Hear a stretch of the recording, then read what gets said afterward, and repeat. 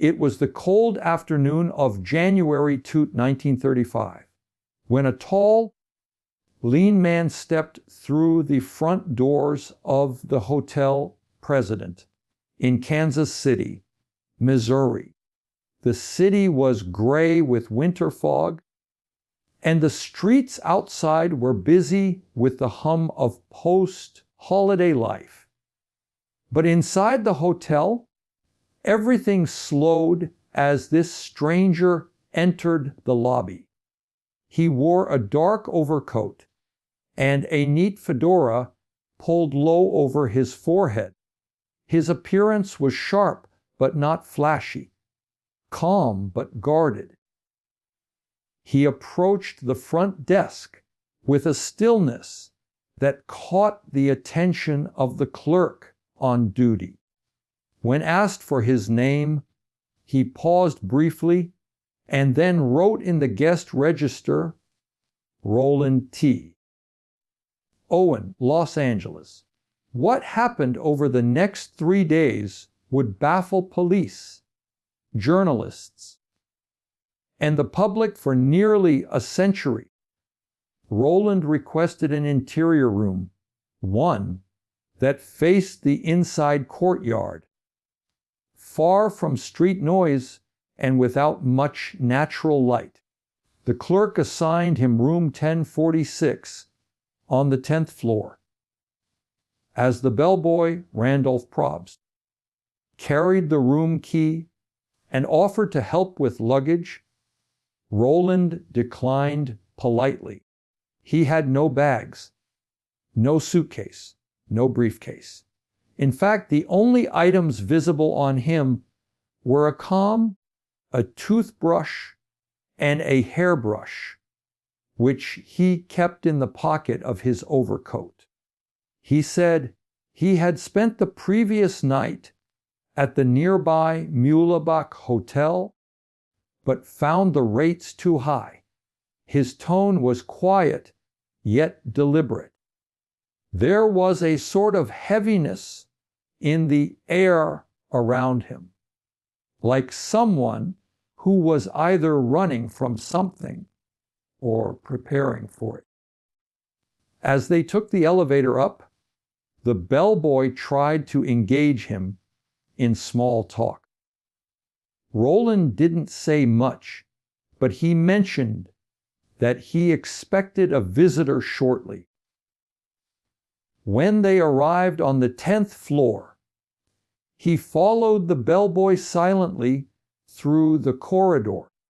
Room 1046 was small, simply furnished with a bed, a desk, a phone, and a single dim lamp.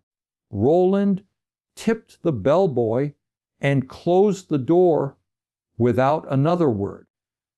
The silence that followed felt like the beginning of something strange. Later that day, the hotel maid Mary Soptic knocked on the door to clean. Roland answered, and she noted the room was dark, with the shades drawn and only the lamp casting a dull glow. He told her she could tidy up, but asked her to leave the door unlocked, because he was expecting a friend. She found this odd. Most guests preferred privacy, but she complied.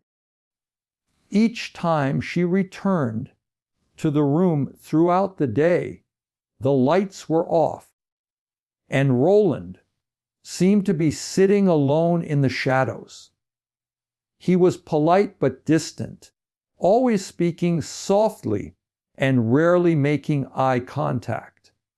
That night, hotel staff began noticing something even stranger. The phone in room 1046 was off the hook repeatedly.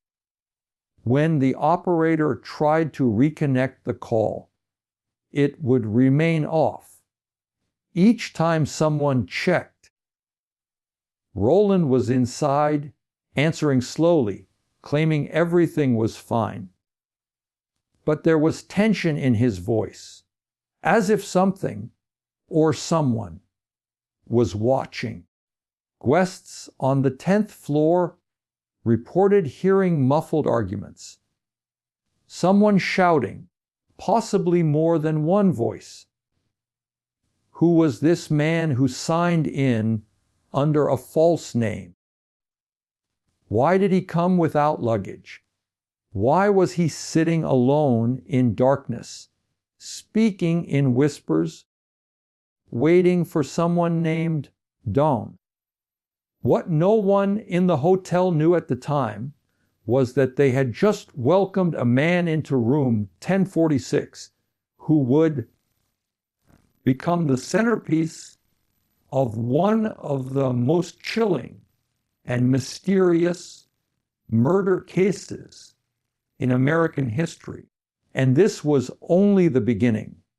The next morning, January 3rd, 1935, the cold Midwestern wind whistled outside as the hotel president began to stir, with early guests checking out, staff shuffling between rooms, and the scent of brewed coffee floating through the halls. But behind the closed door of room 1046, an uneasy silence lingered. At around 10:30 a.m., Mary Soptic, the hotel maid, returned to clean the room. She knocked, and after a brief pause, Roland's soft voice answered from within, asking her to come in. When she entered, she was struck again by the unsettling atmosphere. The room was nearly pitch black, the shades tightly drawn, and only the dim glow of a single lamp illuminating the space. Roland was fully dressed, sitting silently in the armchair, staring at nothing in particular.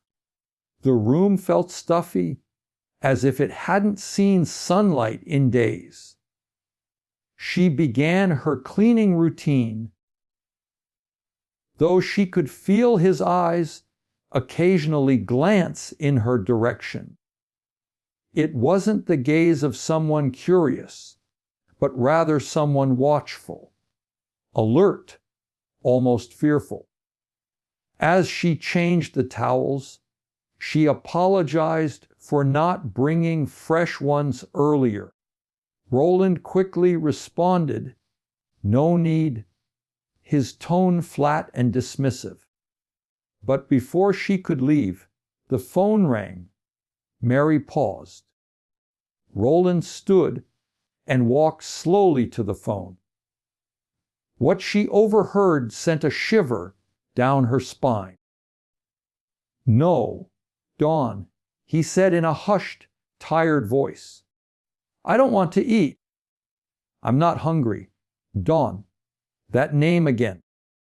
The first real clue that Roland might not be alone in this narrative. The way he said it, the tone, it was distant, submissive, as if he had no control over what was about to happen. That same day, around 4 p.m., Mary returned again with fresh towels. She found the door locked. But when she knocked, she heard two voices inside. One was definitely Roland's. The other was deeper, a man. She knocked again. Roland asked her to wait, then came to the door slightly ajar, took the towels, and quickly shut it. The whole encounter lasted seconds, but Mary was now sure. Roland was not alone in that room. As the evening came, the hotel's mood began to change. Guests started complaining about noise on the 10th floor, specifically around room 1046. One woman, John Owen, staying in the room next door, later told police she heard a man and a woman arguing around 11 p.m. There was shouting, muffled banging, and something that sounded like furniture being knocked over. She thought about calling the front desk, but didn't want to get involved.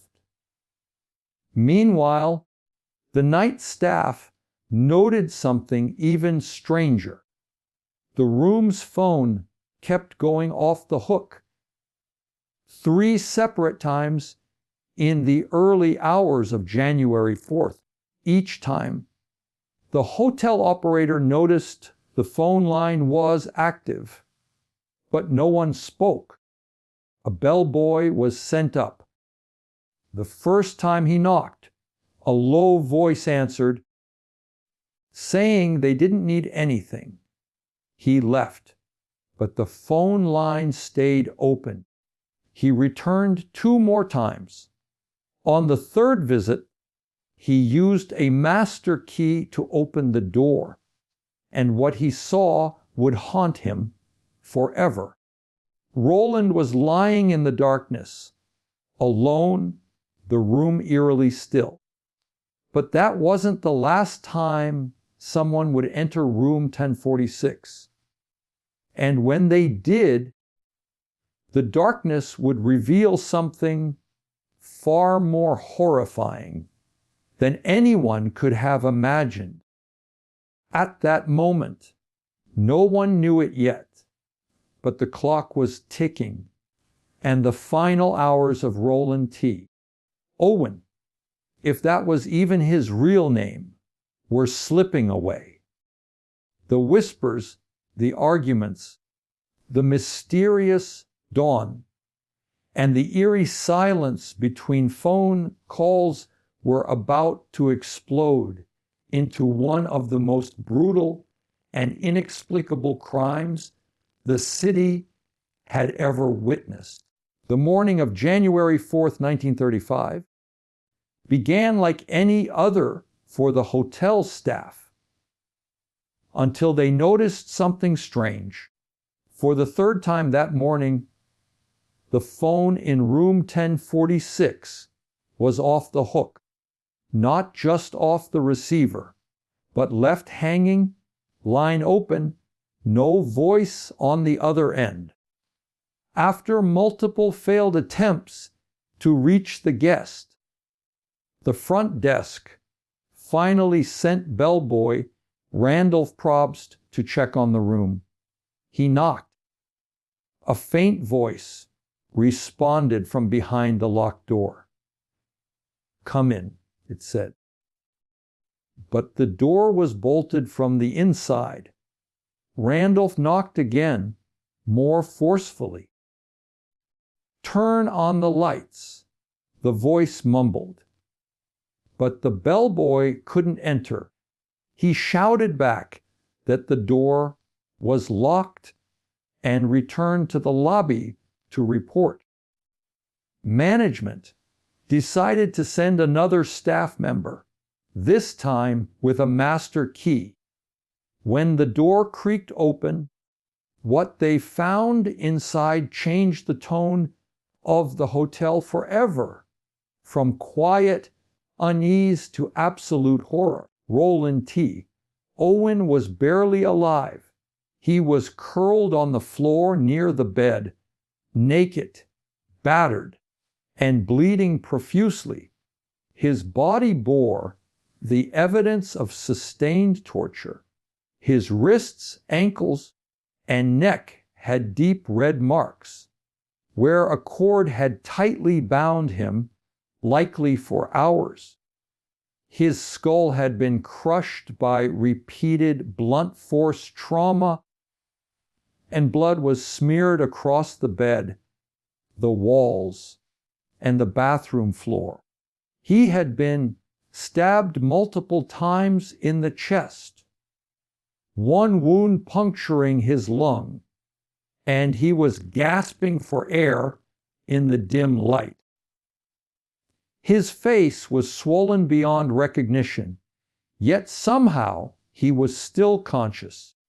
The room was ice cold and eerily quiet, the silence only broken by the slow, ragged sound of his breathing. The police were immediately called. Detective Ira Johnson arrived quickly, shocked by the brutality of the scene. Roland was drifting in and out of consciousness. When asked who had done this to him, he responded weakly, "Nobody." "Did you try to kill yourself?" "No." That was all he managed to say before slipping into unconsciousness. He was rushed to Kansas City General Hospital, where doctors confirmed the grim truth. His injuries were not self-inflicted. Someone had held him captive in that room, tortured him for hours, and left him to die. But strangely, there were no signs of forced entry. The room had been locked from the inside. There was no weapon found, no clothes, no valuables. The soap, towels, and hotel toiletries were all missing. And there was only one item of interest, a glass with a woman's lipstick stain. The phone was hanging from the desk. Blood trailed all across the walls and down into the bathroom. Police searched for anyone named Dawn, thinking he might be the killer or someone involved in the conspiracy. But no guest under that name had checked in, and no visitors had been recorded coming or going from the 10th floor. It was as if whoever had done this had appeared and vanished without a trace. That night, at 11:00 p.m., Roland succumbed to his injuries. But his death was only the beginning of the real mystery. When the hotel tried to contact the next of kin, they hit a dead end.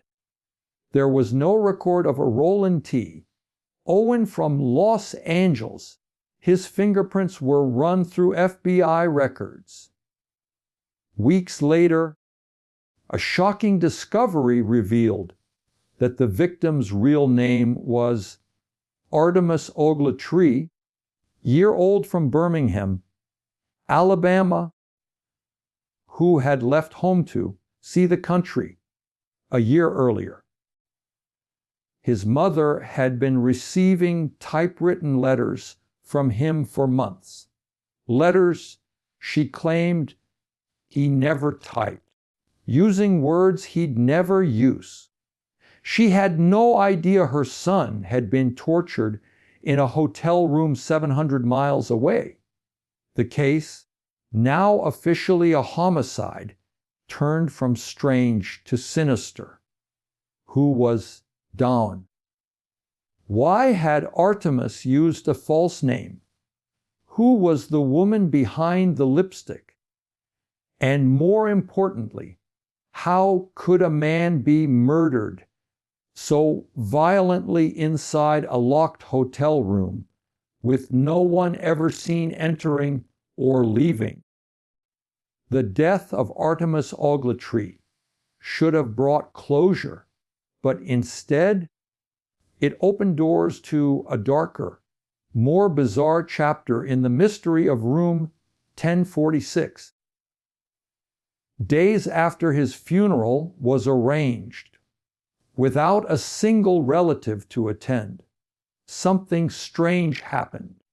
A local funeral home in Kansas City received a call from an unidentified man. His voice was low, muffled, and calm. He told the director that he wanted to pay for Artemis's burial, claiming he didn't want the young man to be buried in a pauper's grave. When asked for his name, he refused to give it. Instead, he sent an envelope of cash wrapped in newspaper with just enough money to cover a modest funeral and a bouquet of roses. Attached was a handwritten note, signed only, "Love forever, Louise." No one knew who Louise was. The name hadn't come up during the investigation. Was she a lover, a sister, an accomplice, a ghost? The roses were delivered just in time for the burial. The mystery deepened. Then came another phone call. This time, a man contacted a local newspaper and claimed he had been with Artemis, or Roland, the night of his death. He told the reporter that Dawn was real and that the murder was a consequence of jealousy. According to him, Artemis had gotten involved with a woman already spoken for. The call ended abruptly. When traced, it was untraceable, made from a payphone miles away. Despite national headlines and FBI involvement, the leads dried up. No arrests were made. No one came forward. There were no witnesses who could identify Dawn, no one who could confirm if Louise even existed. The hotel room was clean. The stains of blood scrubbed from the walls. Room 1046 was rented out again, this time to business travelers, tourists, and even honeymooners, none of whom ever knew the grim history that soaked the carpet beneath their feet. But the case didn't fade quietly. In 1936, over a year after the murder, a woman from New York City read about the case and contacted police. She said she had met a man in the fall of 1934 who called himself Cecil Werner, but who looked exactly like the photos of Artemis. He told her he was originally from Birmingham and had recently traveled across the Midwest. She remembered him talking about a powerful friend named Dawn, someone who took care of things. Her testimony was convincing, but led nowhere. The story, like its victim, was becoming a ghost. Every time the truth came close, it vanished into shadows. Over the decades, the mystery of Room 1046 became folklore. Crime writers, amateur sleuths, and conspiracy theorists tried to piece together the fragments. A young man running from someone or something, a mysterious caller named Dawn, a woman named Louise who grieved enough to send roses, but not enough to speak out. The crime was brutal, intimate, and precise, suggesting not a random killing, but a planned execution. And yet, the reason remained just beyond reach. Was Artemis being followed? Had he been kidnapped and held against his will? Was Room 1046 chosen because of its location? Isolated interior, far from prying eyes. Was Dawn even a real person, or a name invented to cloak something darker? Perhaps a criminal underworld, a secret affair, or a personal betrayal. The truth remains buried with Artemis Ogletree. Today, Room 1046 still stands, its door repainted, its history forgotten by most. Guests sleep peacefully, unaware that nearly a century ago, a teenager was tortured and murdered within those walls, while the killer, or killers, walked free. No fingerprints, no cameras, no witnesses, just silence, shadows, and a name whispered on a dying breath, Dawn. Some say you can still feel it. That sense of dread when the door shuts behind you. The feeling that someone is watching, that you're not alone, because maybe you're not.